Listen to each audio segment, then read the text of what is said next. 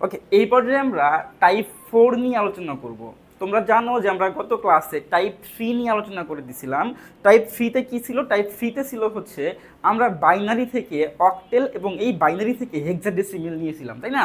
So এখন হচ্ছে আমরা এইটা রিভার্সটা করব, এইটার উল্টাটা করব। উল্টাটা কি? উল্টাটা হচ্ছে আমরা অক্টেল থেকে বাইনারি নিয়ে আসবো, তারপরে হেক্সা থেকে বাইনারি নিয়ে আসবো। ঠিক আছে? সো চলো আমরা শুরু করি। আমরা প্রথমে কি করব? আমরা প্রথমে হচ্ছে অক্টেল থেকে বাইনারি নিয়ে আসবো। এই জন্য তোমাকে কি করবে, এখানে তোমাকে একটা অক্টেল ভ্যালু দিয়ে দেবে। ধরো আমাকে এখানে একটা অক্টেল ভ্যালু দিয়েছে। অক্টেল ভ্যালু কত? 5 এবং 7। এটা কি? এটা একটা অক্টেল ভ্যালু।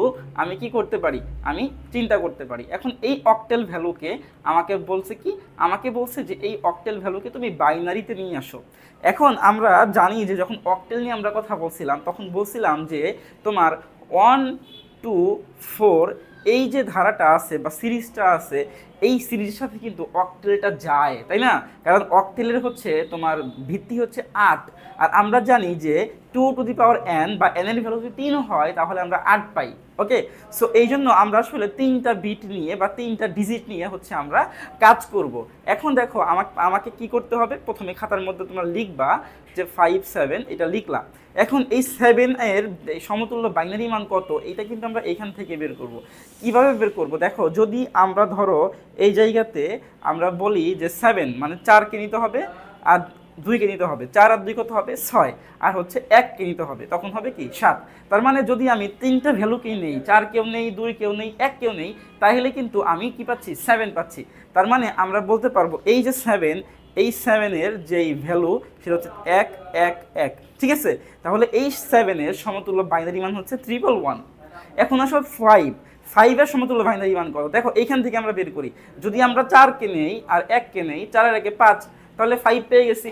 0 মানে 2কে আমার লাগতেছে না। এখন যাকে লাগবে না তার পরিবর্তে আমরা কি দেই? তার পরিবর্তে আমরা হচ্ছে 0 দিয়ে দেই। তাহলে এখানে আমরা এই 5-এর জন্য লিখবো হচ্ছে 101। ঠিক আছে? সো এখন যদি আমরা অ্যান্সারটা একটু লিখি তাহলে অ্যান্সারটা কি আসে? 101 111 101 111। এইটা হচ্ছে আমার কি 57-এর সমতুল্য কি মান? সমতুল্য হচ্ছে বাইনারি মান। ঠিক আছে? আই থিঙ্ক তোমাদের এই জিনিসটা ক্লিয়ার। এখন আমাকে তো দশমিকও দিতে পারে, তাই না? আমাকে ভগ্নাংশ আকারেও দিতে পারে।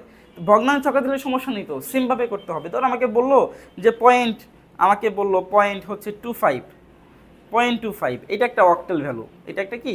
অক্টেল ভ্যালু। এখন আমাকে বললো এই অক্টেল ভ্যালুকে বাইনারিতে করো। সমস্যা কি? আমি এখানে পয়েন্ট রেখে দেবো, 2 আর 5কে লিখবো। এখন 2-র জন্য কি করব আমরা? 2-র জন্য হচ্ছে আমরা এই পাশে 0 দিয়ে দেবো একটা। এটা হবে হচ্ছে 1 এখানে থাকবে, 0 এখানে থাকবে। আর কি?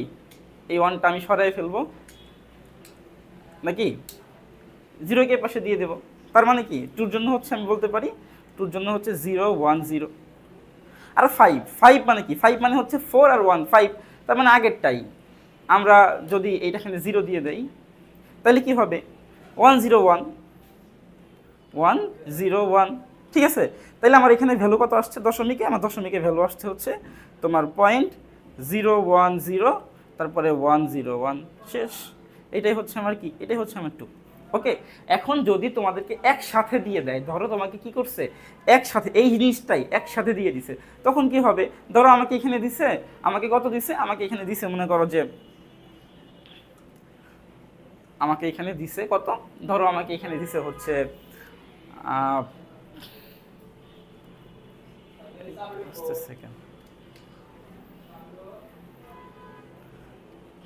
থাক, ধরো আমাকে দিছে কত? 57.25। ঠিক আছে? ধরো এইটাই আমাকে দিছে 57.25 8। এখন এটা আমি কিভাবে করব? মাত্রই করলাম। তুমি কিন্তু কি করতে পারো? তুমি কিন্তু এই আলাদা আলাদা করে করতে পারো। 57-এর জন্য আলাদা আর হচ্ছে 25-এর জন্য আলাদা। এখন আবার তুমি একসাথেও করতে পারো। একসাথে কিভাবে করতে হবে? আমরা প্রথমে এখানে লিখব, আমি একটু অন্য কালার ইউজ করি। প্রথমে এখানে লিখব আমরা যে 57.25 লিখে নিলাম। ঠিক আছে? এখন ভ্যালুগুলো আমি জাস্ট বসিয়ে দেবো। কী ভ্যালু হবে? 5-এর জন্য এখান থেকে দেখো 5-এর জন্য হবে কত? 0101।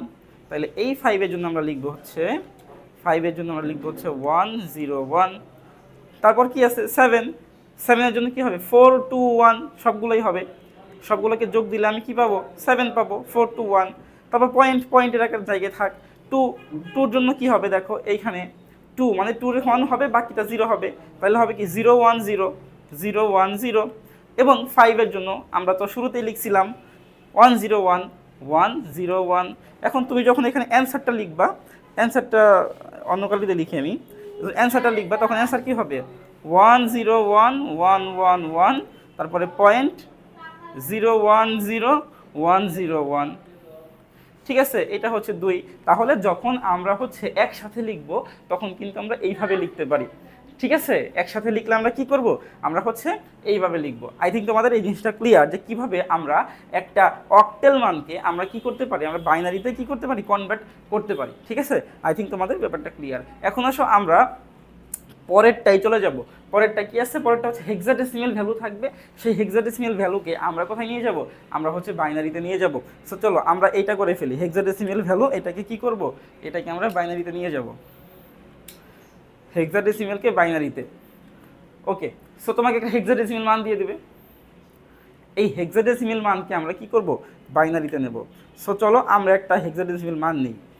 আমাকে বললো একটা হেক্সাডেসিমাল ভ্যালু কত, সেটা হচ্ছে A5.B3। দেখো এটা কি, এটা একটা হেক্সাডেসিমাল ভ্যালু A5B3 16।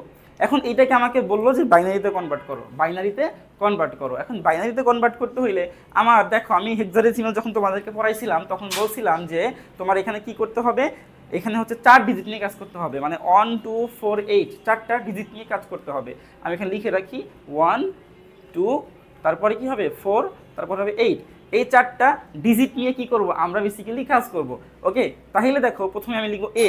এখন এর পরবর্তীতে আমি কি লিখতে পারি, এর পরিবর্তে আমরা এখানে লিখতে পারি 10, তাই না? এর পরিবর্তে আমরা লিখতে পারি কি 10, তারপরে হচ্ছে কি হবে, তারপরে হবে 5। ওকে, পয়েন্ট দিয়ে দিবে একটা, তারপরে লিখবো হচ্ছে বি, বির পরিবর্তে কি লিখতে পারি 11, 11 লিখতে পারি। এরপরে কি লিখবো, এরপর লিখবো 3।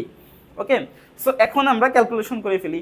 প্রথমে 10কে নাও, এই যে এই জায়গাতে একটু আমি সরাই দিই জিনিসগুলা, সরাই দিই। Okay fine. সো দেখো প্রথমে আমরা 10 নেব, 10 নিয়ে কাজ করব।